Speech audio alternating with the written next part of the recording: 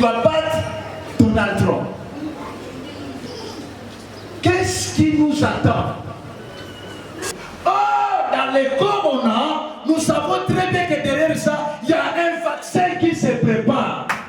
Quelqu'un peut dire amen.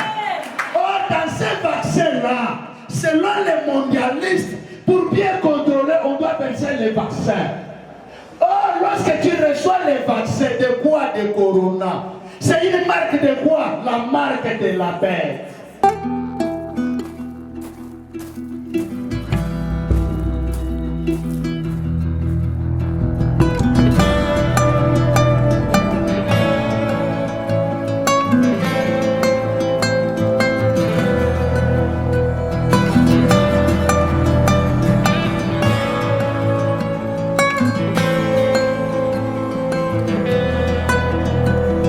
Est-ce que nous sommes prêts? Tu peux faire la parole de Dieu, bénir la parole de Dieu. Je lis la parole de Dieu au nom de Jésus. Non. Je lis la parole au nom de Jésus de Nazareth. Isaïe chapitre 55, à partir du verset 8. Car mes pensées ne sont pas vos pensées, et vos voix ne sont pas mes voix, dit l'Éternel des armées. Autant les cieux sont élevés au-dessus de la terre, autant mes voix sont élevées au-dessus de vos voix, et mes pensées au-dessus de vos pensées. Comme la pluie et la neige descendent des cieux, et il n'y retourne pas sans avoir arrosé, fécondé la terre et fait germer les plantes, sans avoir donné de la semence au semeur et du pain à celui qui mange. Ainsi en est-il de ma parole qui sort de ma bouche. Elle ne retourne point à moi sans effet, sans avoir exécuté ma volonté et accompli mes desseins. Oui, vous sortirez avec joie, comme ce matin, chacun sortira avec la joie. Et vous serez conduits en paix. Les montagnes et les collines éclateront dans la graisse devant vous. Quelqu'un peut dire amen. Et vous, les arbres de la campagne, patron des mains. Quelqu'un peut dire amen. Vous allez sortir dans la joie. Parce que la parole de Dieu ne peut jamais venir ce matin sans avoir vous arrosé. Vous serez arrosé de la parole de Dieu ce matin. Oh, toi qui es malade, tu ne sortiras pas malade. Parce que la parole de Dieu est une guérison. La parole de Dieu, c'est une puissance qui nous libère. Vous connaîtrez la parole, vous connaîtrez la vérité, et la vérité vous affranchira. Et si la parole de Dieu vous affranchit, vous serez réellement libre. Amos chapitre 1er. Amos chapitre 1er. Amos chapitre 3, pardon, à partir, n'est-ce pas, du verset 1er jusqu'au verset 7. L'Éternel, écoutez cette parole que l'Éternel prononce contre vous, enfants d'Israël, contre toute la famille que j'ai fait monter du pays d'Égypte. Je vous ai choisi, vous seuls, parmi toutes les familles de la terre. Quel privilège! C'est ça le secret du sacerdoce royal. Je vous ai choisi, vous seuls, parmi toutes les familles de la terre. C'est pourquoi je vous châtierai pour toutes vos iniquités. Écoutez le verset 3. Des hommes marchent-ils ensemble sans qu'ils aient convenus? Jamais, jamais. Des personnes ne peuvent jamais marcher ensemble sans qu'ils entendent. Un couple ne peut jamais marcher ensemble sans qu'ils entendent. Sinon l'un va aller à gauche, l'autre va aller à droite. Le lion bouge-t-il dans la forêt sans avoir vu la proie? Les lionceaux poussent-ils des cris du fond de sa tanière sans avoir vu une capture? L'oiseau tombe-t-il dans les filets qu'il est à terre sans qu'il y ait un piège? Les filets s'élèvent-ils de terre sans qu'il y ait rien de pris? Sonne-t-on de la trompette dans une ville sans que le peuple soit dans l'épouvante? Arrive-t-il un malheur dans une ville sans que l'Éternel soit un auteur? Même l'alliance, il y aura des gens qui vont nous quitter parce que, oui, car le Seigneur l'Éternel ne fait rien sans avoir révélé son secret à ses serviteurs, les prophètes. Est-ce que vous pouvez acclamer la parole de Dieu? Jamais je ne fais quelque chose dans une ville. Le thème de ce matin, le christianisme face à l'intelligence artificielle. Le christianisme face à l'intelligence artificielle. J'essaie une chose que je vais aller doucement. Parce que la Bible venait de nous parler qu'il n'y a aucune chose que Dieu peut faire. Aucun malheur peut arriver dans une ville, dans une famille, dans un foyer, sans que le Seigneur puisse permettre.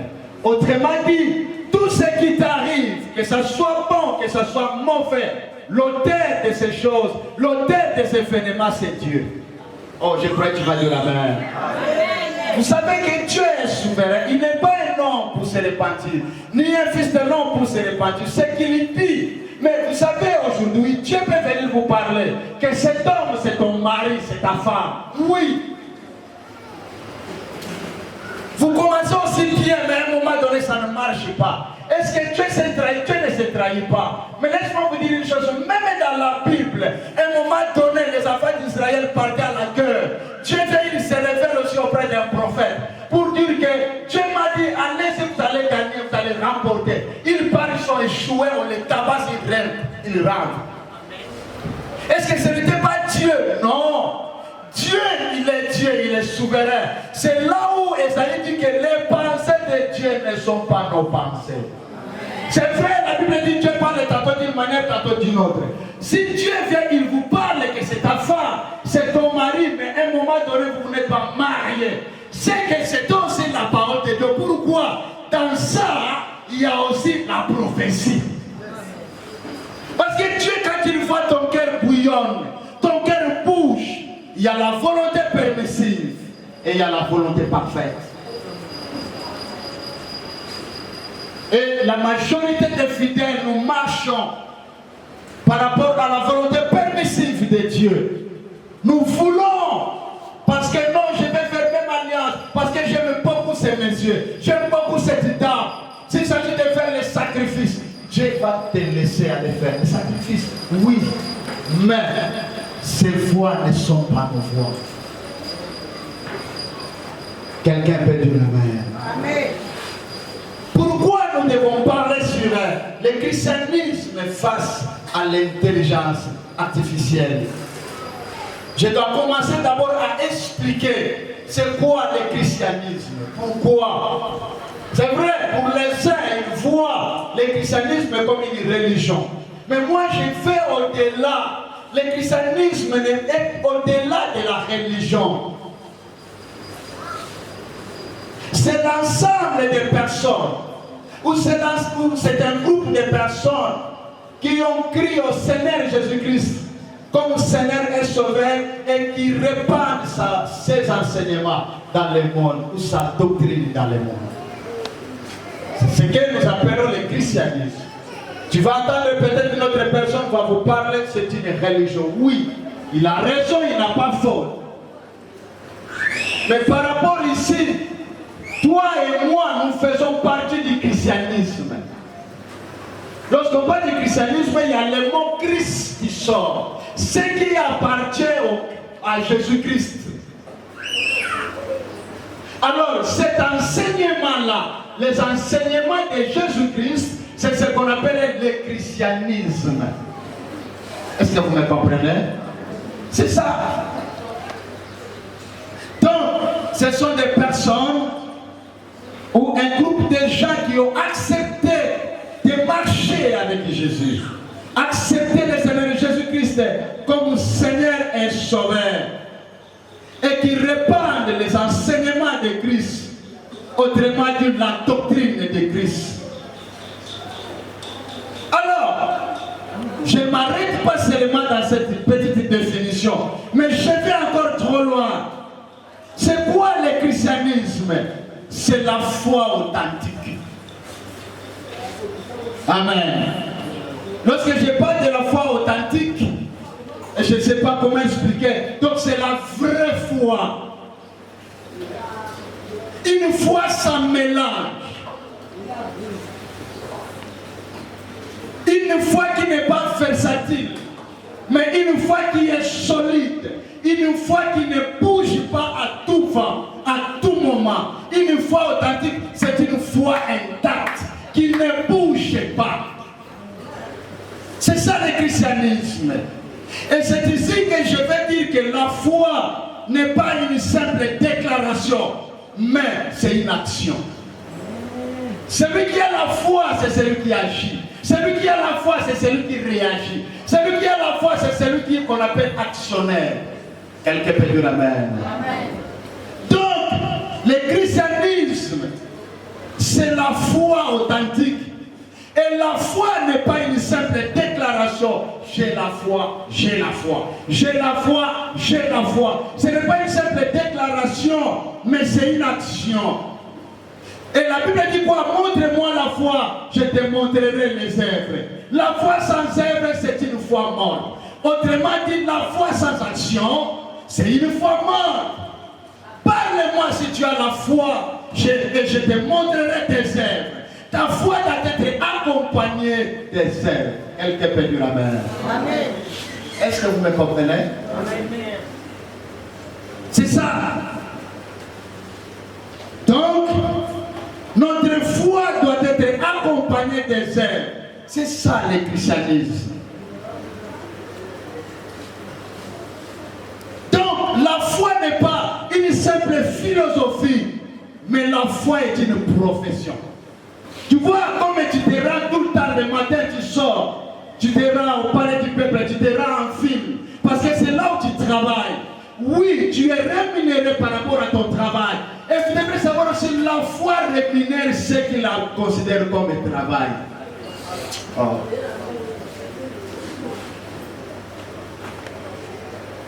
Celui qui a la foi, ce n'est pas une simple philosophie. Comment quelqu'un peut être dans la foi chrétienne, mais il reste longtemps dans la sorcellerie? C'est inconcevable. Tu es trop petit, Dieu ne les trompe pas. Il y a des fois, Dieu laisse quelqu'un le temps. À un moment donné, vous voyez, Dieu n'a jamais été faible.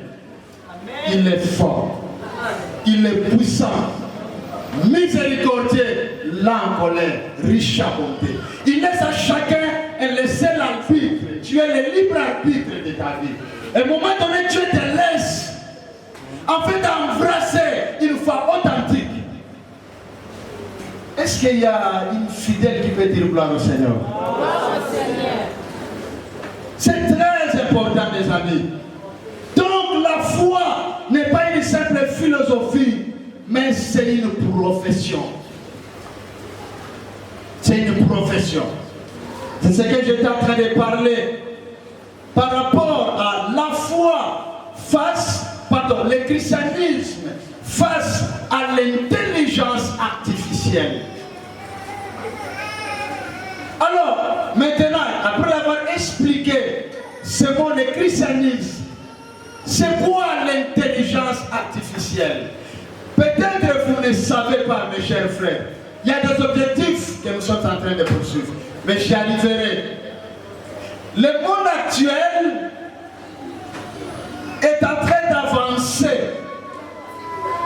Les chrétiens doivent se rendre compte comment le monde marche actuellement, afin que profession. Sinon, tu vas rater l'avion du ciel. Alors, avant de parler d'abord sur l'intelligence artificielle, parce qu'aujourd'hui, même dans les universités, parce que moi, c'est depuis 2010, je pense, j'ai quitté, n'est-ce pas, les bas de l'université. Mais écoute, actuellement, il y a tout un cours qu'on a introduit dans des sciences actuelles qu'on appelle l'intelligence artificielle. Toi, peut-être tu n'as pas eu l'occasion, mais dans la parole de Dieu, je vais t'inspirer, je vais t'instruire. Et tu dois comprendre ça, que derrière cette intelligence artificielle, il y a ce qu'on appelle la mondialisation ou un nouvel ordre mondial. Quelqu'un peut dire amen. Alors maintenant, quand on voit ça, autrement dit, le christianisme face à l'intelligence artificielle, toi-même tu peux conjuguer, tu peux choisir, tu peux changer des phrases.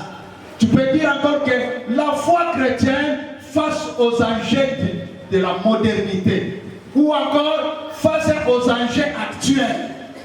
Comment ma foi doit marcher? Continuerai à rester dans l'ignorance? Non. Continuerai, n'est-ce pas, à marcher dans la solidité? Non. Un homme averti, la Bible même dit quoi? Mon peuple périt faute de connaissances. Parce que Dieu a dit à Daniel, ce que toi tu as vu, écris-le. Parce que dans les derniers temps, la connaissance augmentera. Et nous sommes dans la période de la connaissance. La connaissance augmente chaque jour. C'est pourquoi aujourd'hui nous parlerons, ou nous parlons de l'intelligence artificielle. Avant d'expliquer l'intelligence artificielle, nous devons, parce que quand on parle de l'intelligence artificielle, autrement dit, c'est-à-dire que ce qui n'est pas naturel, ce qui n'est pas original. Est-ce que vous comprenez? L'intelligence artificielle veut dire que ce qui ne vient pas de Dieu, ce qui n'est pas original, ce qui n'est pas naturel. Mais avant d'aborder cette intelligence qui n'est pas naturelle, vous voyez que je suis en train de simplifier les choses. Il fallait d'abord commencer à expliquer c'est quoi l'intelligence naturelle. Autrement dit, l'intelligence biologique. Parce que chacun de nous, Dieu a donné de l'intelligence. Dieu a donné de la sagesse. Pour les animaux, c'est ce qu'on appelle l'instinct. Mais pour les hommes, c'est de l'intelligence. Alors voici comment moi je comprends. C'est vrai, le dictionnaire a sa définition de l'intelligence. Mais moi aussi, j'ai ma façon de voir les choses. J'ai mon propre dictionnaire que je vais vous donner, le dictionnaire Flamme. Selon le dictionnaire Flamme, c'est quoi l'intelligence? Biologique, naturelle. D'abord, l'intelligence naturelle biologique, c'est l'ensemble des sciences connectives. Quand on parle de connectives, c'est-à-dire quoi? Quelque chose qui est en connexion. C'est-à-dire qu'un mécanisme qui est en fonction dans la pensée. Et cette pensée permet de percevoir. Qu'est-ce que ça signifie percevoir? Voir quelque chose qui est de loin, tu le perçois. Donc lorsque tu perçois quelque chose, c'est l'intelligence. Amen. Donc, percevoir, c'est une pensée qui permet de bouger. Une pensée qui permet de raisonner. Autrement dit, Dieu t'a donné la possibilité de percevoir les choses. Dieu t'a donné, n'est-ce pas, l'intelligence de bouger. Vous savez, là où tu sens que ça ne va pas, on bouge. Tu resteras toujours là où les moustiques te piquent. Tu dois changer, tu dois bouger, tu dois quitter dans cet endroit. Et cette intelligence, Dieu vous a donné ça. Oh, quelqu'un peut dire amen. Amen. Oui. Donc si tu restes toujours là où la moustique te pique chaque fois, c'est que tu n'es pas intelligent. Parce que ton intelligence doit raisonner. L'intelligence fait raisonner quelqu'un. Est-ce que tout ce que toi tu dis, c'est vrai? N'acceptez pas tout ce qu'on vous dit et ne refusez pas aussi tout ce qu'on vous dit. L'intelligence que Dieu a donnée, c'est à faire c'est avoir le discernement. Donc, l'intelligence nous donne le discernement. Donc, autrement dit que le don de discernement qui est dans la Bible est la source de l'intelligence. Je vous parle de grandes choses. Quelqu'un peut dire amen. Amen. Oh, c'est très important. Donc, Dieu, il vous donne, n'est-ce pas? L'intelligence, c'est la pensée de mémoriser, de recréer les choses. Parce que Dieu t'a donné le pouvoir de recréer. Dieu a créé l'arbre, mais toi Dieu te donne l'intelligence de recréer la chaise. Dieu n'a pas recréé la chaise, mais Dieu a créé l'arbre, mais la chaise est un produit de l'intelligence d'un individu. Est-ce que vous me comprenez? Très important. Dieu t'a donné l'intelligence, c'est la pensée de planifier. Tu dois planifier 2021. Tu dois planifier tes voyages. Tu dois planifier ta famille, ton foyer, ton bureau. Tu dois le planifier. C'est l'intelligence que Dieu t'a dotée. Il n'a pas donné ça à un animal, mais c'est à l'homme qui a été créé à son image. C'est ça l'intelligence biologique. Alors, être intelligent, c'est dit. Être intelligent, c'est répondre à un problème ou au problème complexe. Là où l'homme est intelligent, quel que soit le problème doit être résolu. Quelqu'un qui ne veut pas résoudre les problèmes, excuse-moi de parler, bon, je change les mots, c'est-à-dire que les mots m'échappent. Celui qui est intelligent, c'est celui qui répond aux problèmes. Il résout les problèmes complexes. Mais tandis l'intelligence artificielle, c'est l'ensemble des méthodes programmées par des ordinateurs ou par des machines pour remplacer l'intelligence humaine. Dieu a déjà donné l'intelligence. Vous savez que dans les 10% de l'intelligence, même les savants jusqu'à aujourd'hui, ils n'utilisent que 1% de l'intelligence. Jusqu'à présent, aucune personne sur la terre est arrivée à utiliser 2% de l'intelligence. Et vous allez voir que l'intelligence naturelle pousse maintenant à des personnes, à des individus, d'aller au-delà pour avoir l'intelligence artificielle à partir des ordinateurs. Parmi les produits de l'intelligence artificielle, nous avons des téléphones. Dans les téléphones, il y a les réseaux sociaux. C'est ça l'intelligence artificielle. Dans mon téléphone, quand je vais écrire, par exemple, je vais écrire Ursule.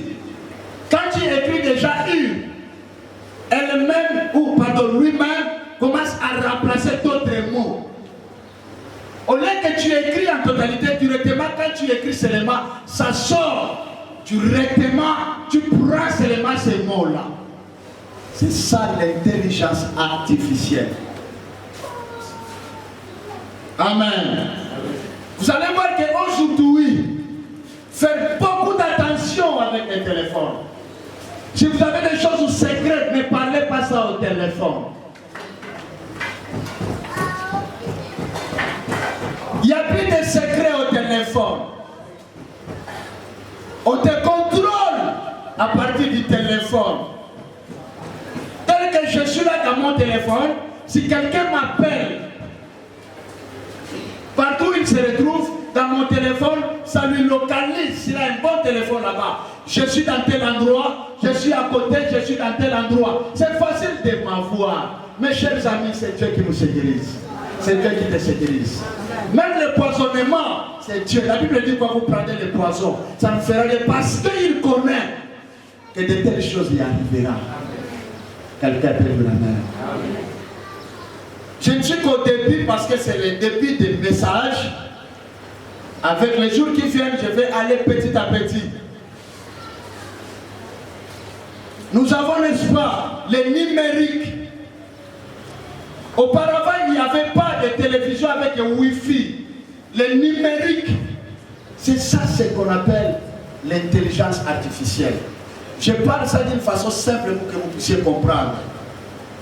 Alors, vous allez voir que qui se cache derrière l'intelligence artificielle?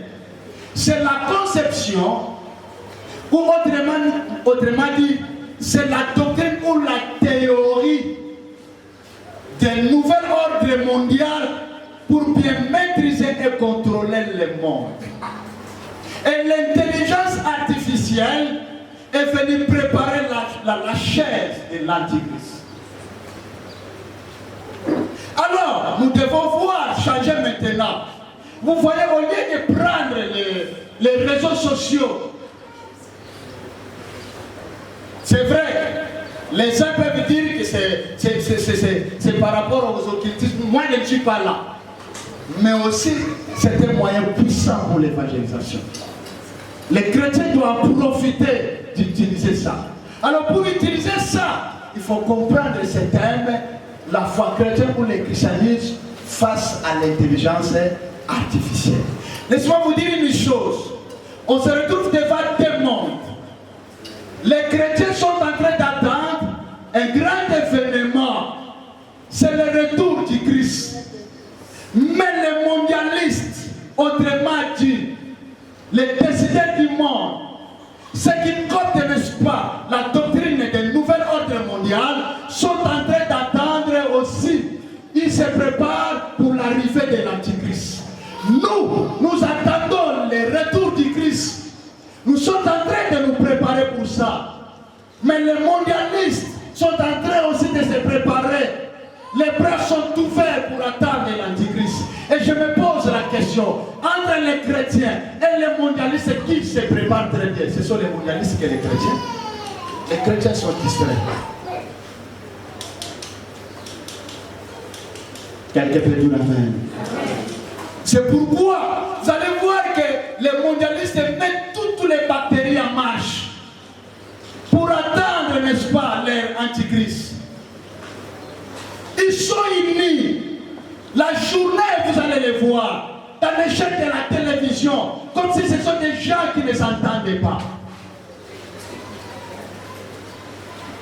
Vous allez les entendre, celui-ci va passer en train d'insulter l'autre, en train d'injurier l'autre. Et c'est nous qui compatissons, nous qui empatissons. Non, vous allez être pour celui-ci, pour l'autre là. Ça c'est la télévision, mais la nuit, ils se retrouvent, ils sont ensemble, ils sont unis. Mais les chrétiens, ils se fassent semblant être pendant les jours comme ça unis, dans des fêtes, dans les églises. Vous allez voir les fidèles ensemble, en train de chanter ensemble, mais en huis clos, dans les noirs, ce sont des diviseurs. Quelqu'un peut dire amen. Amen. Est-ce que c'est comme ça qu'on est en train de préparer le retour du Christ? Et l'objectif dans notre message, je suis en train de réveiller la conscience que tu dois savoir, la conscience sur le passé. Tu dois connaître, parce que la Bible dit que Dieu nous a donné même le pouvoir de connaître ce qui s'est déjà passé. Afin de préparer très bien l'avenir. Nous devons nous rendre compte que dans les années qui viennent en commençant, l'année prochaine, il y a des successions d'événements néfastes qui attendent le monde. Et je dois vous préparer. Quelqu'un peut dire amen. C'est comme Jésus, une fois, il avait dit à ses disciples, quand il partait évangéliser, il les a dit, ne prenez ni les sacs, Ne prenez ni l'or ni l'argent. Allez-y prêcher. L'ouvrier mérite son salaire. Ne prenez rien. Mais avant sa mort, vous savez, Jésus a dit quoi? Que celui qui n'a pas l'argent, qu'il cherche l'argent, qu'il achète l'épée. Quelqu'un peut dire amen. C'est la même façon par rapport à des situations qui nous attendent, qui attendent le monde demain. Celui qui n'a pas d'argent cherche l'argent.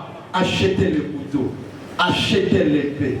C'est quoi? C'est la parole de Dieu que tu dois emmagasiner. Tu dois avoir les dépôts. Tu dois avoir les dépôts. Que Dieu te bénisse. Très important. Mais maintenant, après avoir vous expliqué le christianisme face à l'intelligence artificielle, pourquoi vous parlez des choses pareilles?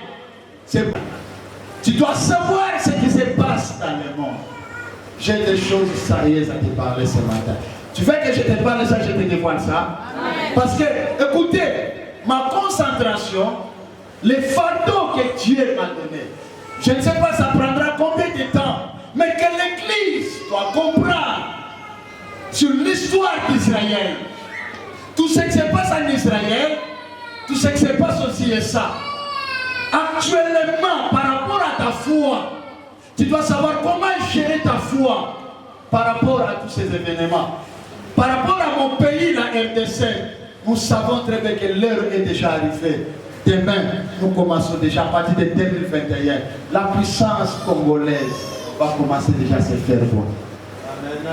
Je crois que tu vas dire amen. Alors, nous devons tourner tout autour d'Israël, tout autour des USA. Toi, étant que Congolaise et Congolais qui m'écoutent ce matin, mais parlons un peu sur l'histoire encore des élections. Chaque jour, quand je vous parle des élections des USA, il y a des éléments nouveaux que Dieu me donne. Que Dieu me donne. Parce que je m'inquiétais beaucoup, je me dérangeais. Tout ce que je suis en train de faire comme des recherches sur les USA, sur l'Israël. Mais laisse-moi vous dire en passant que jusqu'à présent, Israël n'a pas encore dit un dernier mot sur les élections américaines qui venaient de passer. Israël n'a pas encore rien dit. Mais, je vais vous dire une chose très importante. Pourquoi ce candidat Biden, qui doit battre Donald Trump, qu'est-ce qui nous attend? Parce que dans les partis démocrates, les gens diront, est-ce que ça c'est la parole de Dieu? Oui, c'est dans la Bible. Quelqu'un peut dire amen. Ce que je vous parle, ça c'est dans la Bible. Alors écoutez, vous allez voir que Biden, dans les partis démocrates, quand on commençait déjà à se préparer pour avoir un seul candidat, il n'était pas voté, il était la 5e personne. Mais subitement, après un moment donné, il va devenir la première personne. Mais avant d'y arriver, j'aimerais chacun de nous prendre son stylo. Avant qu'on y arrive. Pour vous parler très bien des élections américaines. Chacun a un cahier, chacun a un stylo. Est-ce qu'on peut commencer à écrire? Hein? Écrivez Corona. Écrivez ça en grand caractère. Écrivez. Tu vois comment tu peux écrire? Écrivez comme ça parce qu'il y a des calculs avant de vous parler ce qui doit arriver, ce qui doit se passer. Corona ou Yoyebi? Corona. Écrivez Corona. Est-ce que chacun écrit Corona? En grand caractère. Vous savez, notre alphabet a 26 lettres, je pense. 26 lettres, n'est-ce pas? Alors, nous commençons par là. Corona. On commence par C. La lettre C est quantième? Vous écrivez 3. La lettre O, c'est quantième lettre? 15e. Vous écrivez 15. La lettre R, c'est 18e. Hein? 18e lettre. Très bien. Vous arrivez encore O, c'est combien? 15. 1, c'est 14. A, c'est 1. Merci beaucoup. Alors, comment nous allons faire des calculs? Regarde un peu. Voyez comment j'ai classé. Quand tu prends 3, 5, 8, 5, 4, 1, vous additionnez, ça fera 24. Vous êtes d'accord avec moi? Je ne suis pas un mathématicien. Ça fera 24. Prenez 24 à côté. Vous prenez 2 plus 4, ça fera combien? Ça fera 6. Vous mettez ça ici en bas. Parce que les 26 là, les 2, les 24 et 2, ça doit venir ici. C'est comme ça qu'on m'a appris la mathématique. On arrive maintenant. On prend 2. Plus 1, ça fera quoi? Combien? 3. Plus 1, ça fera... Qu'est-ce que je dis? 2, 3. Plus 1, 4. Plus 1, ça fera... Plus 1, ça fera encore. Très bien. Alors, Corona a combien de lettres? 6 lettres. 6 lettres. Alors, quand vous mettez tout ça, ça fera combien? Donc, autrement dit que la signification d'abord du Corona, parce que la marque est 666, nous on croyait, quand on commençait à prêcher, nous on croyait que la lettre est là, la marque de 666, on viendra commencer à faire quoi? On commencera à planter, on commencera à nous sceller dans les visages.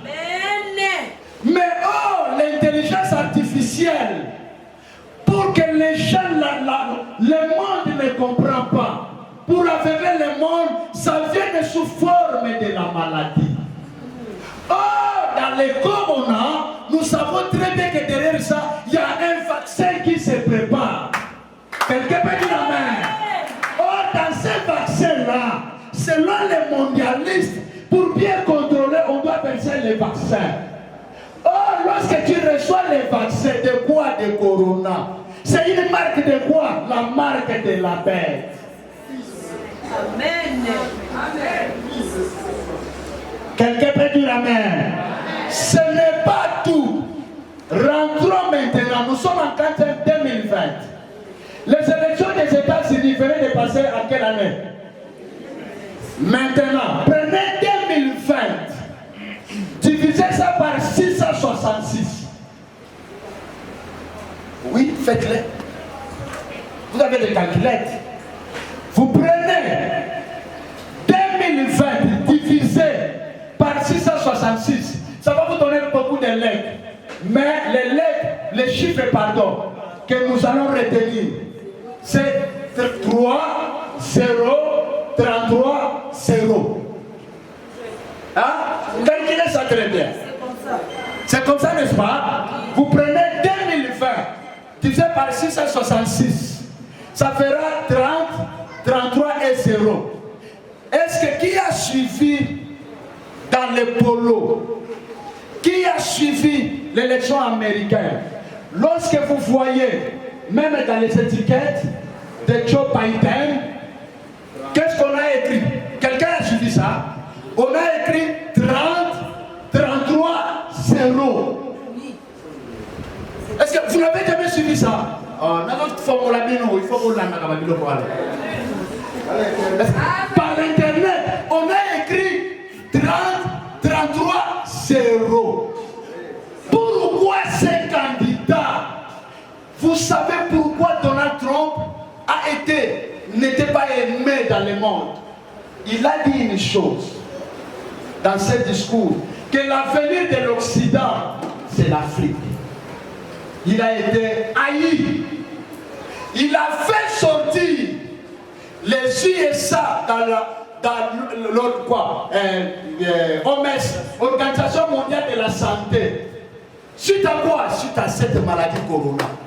Parce qu'il a découvert que ce n'est pas Dieu qui a envoyé, c'est une fabrication de machines pharmaceutiques. Pour préparer les vaccins, afin que les mondialistes contrôlent le monde, on a dit non. Et il fallait qu'il soit remplacé par Biden, qui vient déjà avec cette marque. Et laisse-moi vous dire une chose, que même son nom Biden est dans la Bible. Tout de suite là, on va voir ça.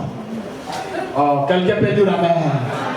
Mes chers amis, mes chers frères, tout ce qui se passe aussi est ça. L'église doit connaître ça. L'avenir de l'église dépend aussi de tout ce qui s'est passé. Toi qui lis les Écritures, fais attention. Et la Bible continue à dire quoi? Quand vous lisez Matthieu 24, verset 22. Et si ces jours n'étaient pas abrogés, personne ne serait sauvé. Mais à cause des élus, ces jours seront abrégés. Ceux qui t'ont personne ne sera sauvé. Dieu doit anticiper les événements. Dieu doit anticiper les choses. C'est pourquoi Esaïe nous dit, vos pensées ne sont pas nos pensées. Vos voix ne sont pas nos voix. Vos voix ne sont pas mes voix. Vos pensées ne sont pas mes pensées. Une parole ne peut jamais quitter. C'est comme il dit, comme la pluie, comme la neige qui quitte le ciel. Jamais la parole peut descendre sur la terre sans avoir fait quelque chose. Tout, et puis, Amos dit qu'aucune chose peut arriver dans la terre sans que le Seigneur soit auteur. Ce qui se passe aussi est ça. Ce qui se passe en RDC, partout dans le monde, que ce soit bon, que ce soit mauvais, l'auteur c'est Dieu. Parce que c'est lui qui détient le monde. Amen. C'est lui qui a la clé de la destinée du monde. Et la prophétie doit s'accomplir, que l'Antichrist viendra. Ça doit s'accomplir. Nous pourrons prier, nous pourrons gêner, mais la seule chose, préparons-nous à l'arrivée du Christ. Pourquoi? Parce que les mondialistes, ils se préparent pour rencontrer l'Antichrist. Amen. Parlons maintenant de Biden. Donc, avant que nous puissions parler, écoutez, ça veut dire quoi? La seule grande nation puissante qui empêchait que les vaccins ne soient pas donnés, c'était les USA à travers Donald Trump. Or, tout est en marche. Je viens de suivre dans l'actualité CD une information que les Nations Unies demandent aux pays africains.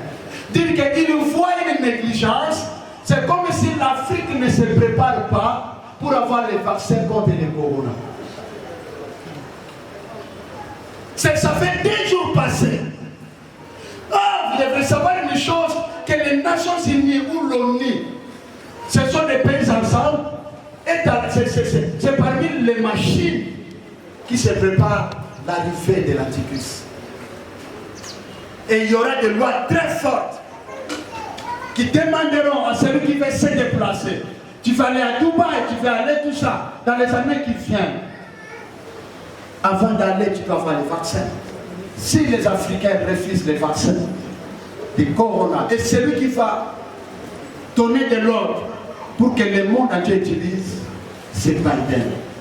Parce que, après avoir prié, senti, je sens toujours que Biden sera le président. Ça ne sera plus Donald. Mais, il y aura un grand chaos aux USA.